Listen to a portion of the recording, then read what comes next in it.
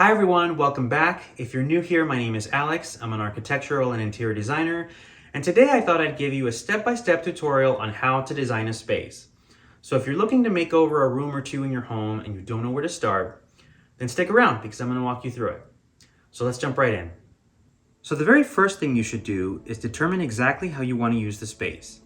You want to ask yourself questions like, what sorts of activities will take place here? What works well in the space currently? What doesn't work well, or what would you change? Thinking about the function of the room will help you decide on what furniture items you need and how to arrange them. For example, in a bedroom, you need a bed obviously, unless you're a vampire. But think about other things like, do you need blackout curtains for midday naps? Or is it a small space that needs to be multifunctional? Or for a living room, do you entertain guests and need places for people to sit and set drinks down? Or is it more of a relax and watch TV kind of space? Or do you need a place to artfully display the dog? Whatever the function, make a list and keep those goals in mind as you design the room. Step 2 is to take stock of any existing furniture that you want to reuse. So make note of the colors and materials, measure everything, and write down the dimensions. Now this is important because you want to make sure that any new pieces you bring into the space work with those existing furnishings. Okay, so step 3 is to determine your vibe or style. Now this is a topic I could probably do an entire video about because a lot of people have challenges with this, including myself sometimes. But the general idea is that you want to look for inspiration and start deciding on what colors and finishes you want to use and just the overall design direction that you want to go. Websites like Pinterest are a great resource for this, but you can also just browse furniture sites. Really, inspiration can come from anywhere. Once you have a collection of images saved, you can move on to creating a mood board. You can print images or compile digitally to get an overall sense of your design style. Look through your favorite photos and start looking for common elements. Let's look at this example I put together. I'd saved all of these bedroom photos on Pinterest, and the first thing you'll notice is that they all include a dark color, mostly blues but also some greens. There's also other things they have in common though. All of the rooms either have wallpaper or paneling on the walls. There's also some type of pattern in most of the photos, either in the bedding or the headboard. So once you identify the main elements that show up in most of your images, these are the things that you'll want to draw inspiration from as you go on to design your space. Step 5 is to decide on a concept.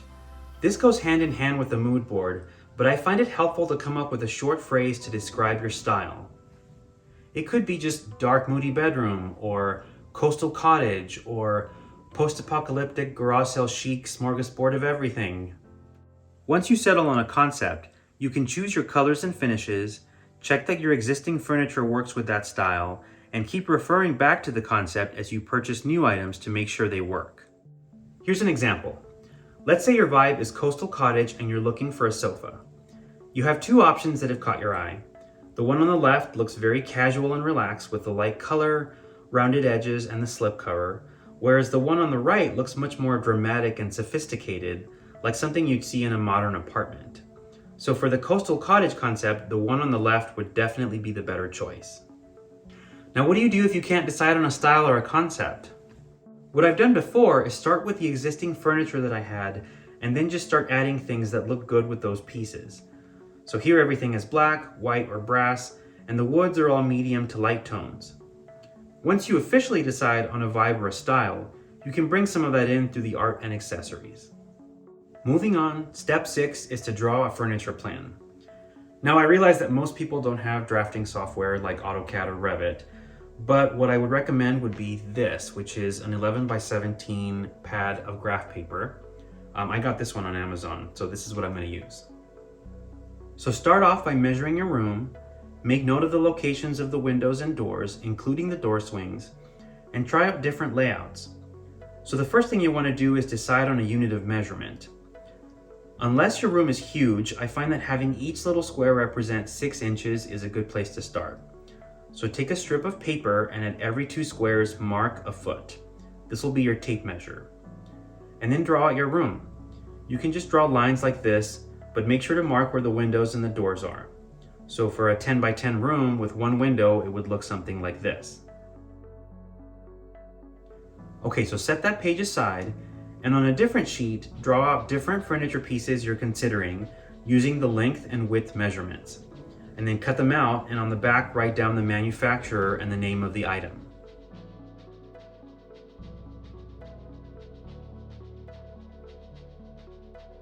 Now, I know some of you are probably thinking to yourselves, ain't nobody got time for that.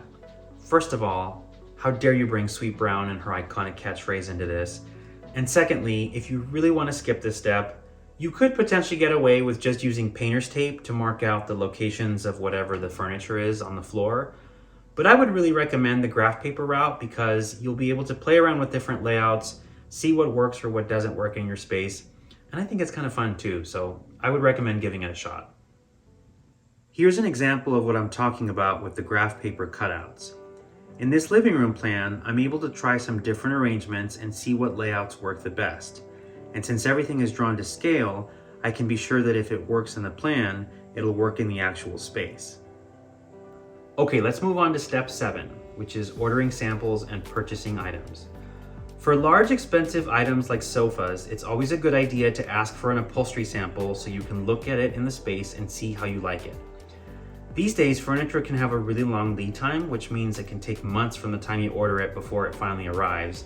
So it's a good idea to get that going while you finish the rest of the room. But be sure to check that they can actually deliver it to your space. If you live in an apartment with narrow stairwells or you've got a certain elevator size, you want to be really sure that they can actually fit the furniture item into the space, because otherwise it's going to be a really nasty surprise. Step 8 is to start putting it all together. If you're painting your walls, try and do that before the large items arrive, and always test out a sample or two before you commit to a color. And once the furniture is delivered, check it right away for any damages. It's much easier to deal with before you get your room all set up. If everything's good to go, then it's time to set up the furniture according to your furniture plan, and then move on to the final steps. Step 9 is to add the finishing touches. Art, accessories, and a plant or two will make the room feel finished. And this is the time to showcase any collections or treasured items that are important to you. This step is really important because this is what will complete the room and make it reflect your unique style. And once that's done, all that's left to do is enjoy your space. Okay, that's it for today's video. I hope you found it helpful. If you did, please hit that like button and consider subscribing if you want to see more content like this. Thanks so much for watching, everyone, and we'll see you next time.